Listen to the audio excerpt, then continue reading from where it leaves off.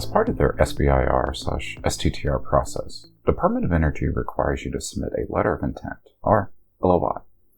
Now that sounds pretty straightforward, but there are a few things you should know about the LOI. First of all, you submit the LOI through an entirely separate submission system than the proposal package itself. While the proposal will be submitted through grants.gov, the LOI is submitted through the Office of Science Portfolio Analysis and Management System, or PAMS.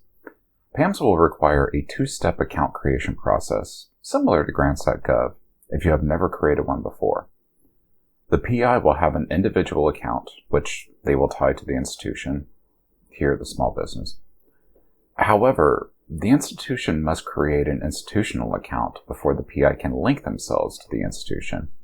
Now, this might seem like a weird hoop to jump through, but PAMS is actually the system that DOE will use to manage the award if you are successful with your proposal. So make sure the information is accurate. Now, you can submit up to 10 LOIs for the Funding Opportunity Announcement, or FOA, whichever release you're seeking, whether it's one or two.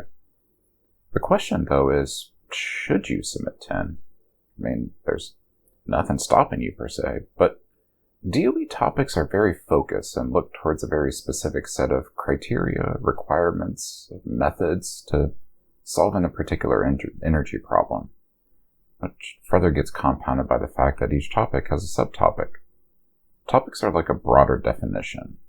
For example, if it's geothermal, that might have something about geothermal heat engines to power a turbine to enhance solar grid optimization. Definitely not a topic, it's just waxing poetic. The description under there will talk about the priority within that office within DOE and how they look at solutions. But the heart of it and what they're looking for in the subtopics. You see, subtopics are the kind of guiding force when it comes to the releases. The subtopic is the thing you need to align with. So, from our prior example, a particular subtopic might be optimization of localization information for thermal wells near solar farms using some sort of ground truth radar and data science based on climate mapping and forecasting. Again, totally making something up here. So if you're looking at some other aspect of geothermal and solar integration, and it doesn't specifically point towards the subtopic, you're gonna have a bit of a battle. The LOI needs to be written towards the subtopic itself, and not some broader category. Now, some topics will have a subtopic labeled Other, but we'll get to that later. In order to have a responsive LOI, you need to create a 500-word maximum technical abstract that gives information about the innovation, highlights how the innovation matches the goals of the subtopic, and doesn't contain proprietary information. You have to write this in a technical manner, meaning there has to be some actual verifiable data and truths in the abstract. You can't just hand-wave the signs and call it magic. You have to dive into how your innovation applies to the problem and the impact it can bring as a solution. It's a lot to cover in 500 words to convince DOE that there could be something worth taking a look at. And that's really the purpose of the LOI. Putting together a response that shows you understand the subtopic, why they think it's a problem, and how you have a solution for that problem. Without doing that, you're going to almost definitely get a non-responsive on your LOI. And brings us to another factor. The DOE LOI is treated a bit different than other agencies. Whereas with, most other agencies that have some sort of pre-requirement, you actually don't want to get a response on your LOI with DOE. They will only respond if your idea is deemed as non-responsive to the intentions of the topic, subtopic that you're applying towards. At that point, you got a real value decision to make for your business. As mentioned, DOE acts a bit more like a contracting agency when it comes to their topics than a typical granting agency. They focus on, this is what we want to invest into this cycle type of solutions. That's why the subtopics will be laid out pretty explicitly.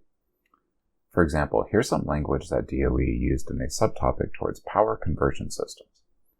Applications are being sought to develop advanced PCS that can seamlessly integrate various types of storage and renewable technologies and provide sustainable power solutions for disadvantaged communities such as on native tribal lands.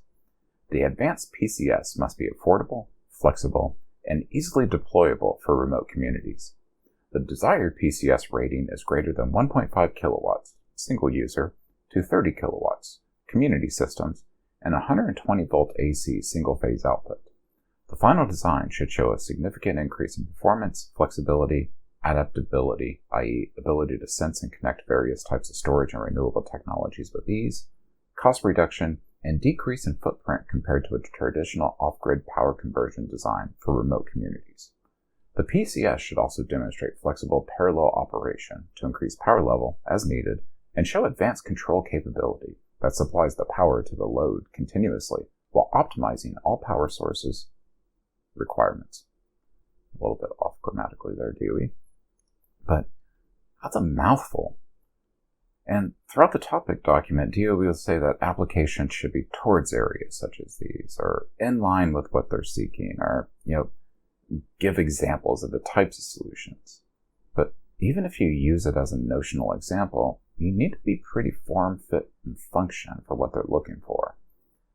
If the program officer can't see the link between what you're working on and the goals of their release cycle this time around, they'll think there is an offense, and the non-responsive.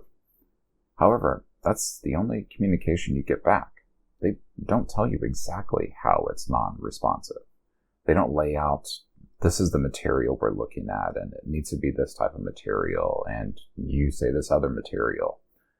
You really have zero nuance into where you miss the mark. Now, DOE does state that you can still submit a proposal package even if your LOI is deemed non-responsive. Given the stuff we just went through, though, and all that we discussed, should you? I mean, you have a large hill to climb. As you know, what you initially sent isn't what they're looking for, but you're not exactly sure why.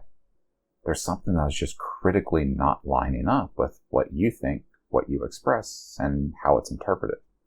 It's a lot of unknowns there, and you have to decide if that opportunity cost is worth it. So how do you make it worth it? Contact them. DOE is always interested in having conversations with people. Create something like an idea matrix. Put down what the parameters were of the subtopic, what you expressed, and where you think the gaps might have been. Then arrange a call. Don't try to argue with a person. Don't try to browbeat them into submission. Don't call them dumb for not knowing how amazing what you're working on is. Try to figure out where you misstated and where you weren't clear enough. Because at the end of the day, folks, if you have something they should be interested in and they just didn't get it, the fault's on your shoulders. I mean, sure, they misinterpreted something, but why'd you leave it up for interpretation? Why weren't you crystal clear in your explanation? Why didn't you look at the references, their strategic plan, their history, and delineate why your innovation matches their goals?